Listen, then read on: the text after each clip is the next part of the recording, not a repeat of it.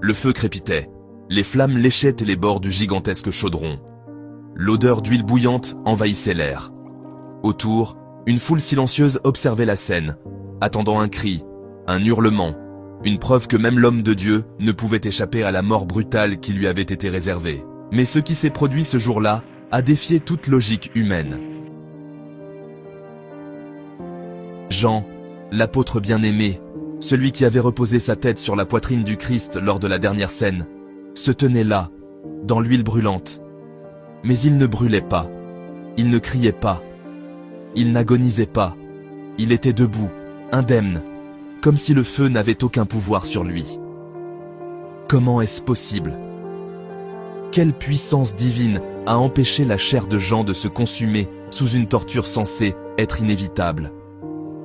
Était-ce un miracle, une manifestation céleste prouvant la véracité de l'Évangile, ou bien une révélation cachée sur la protection surnaturelle que Dieu accorde à ceux qui marchent dans sa lumière?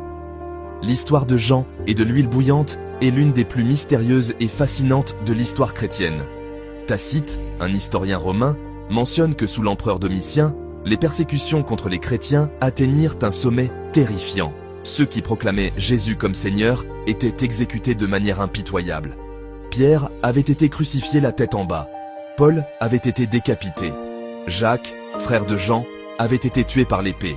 Et maintenant, c'était au tour de Jean.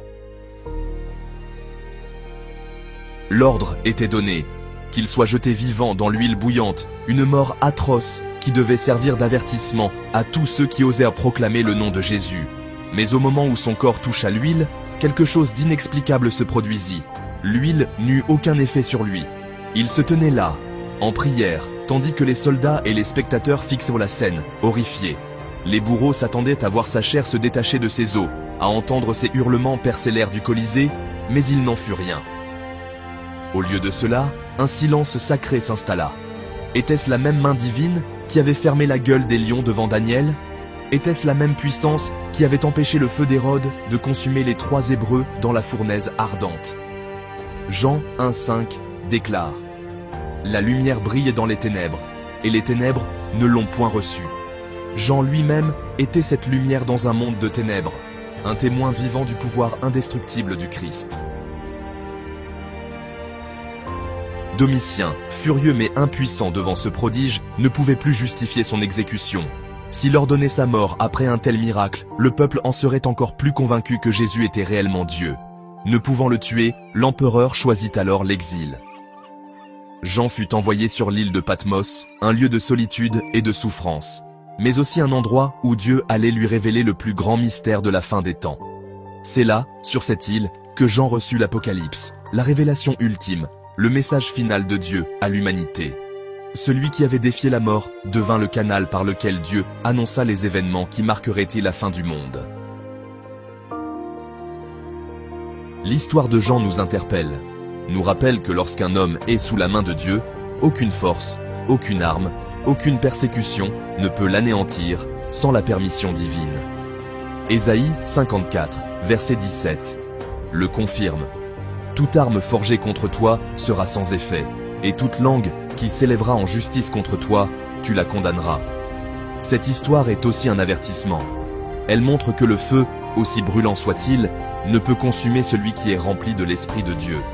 Jésus avait déjà préparé Jean à cet instant, lorsqu'il lui avait dit en Jean 21, verset 22, « Si je veux qu'il demeure jusqu'à ce que je vienne, que t'importe ?»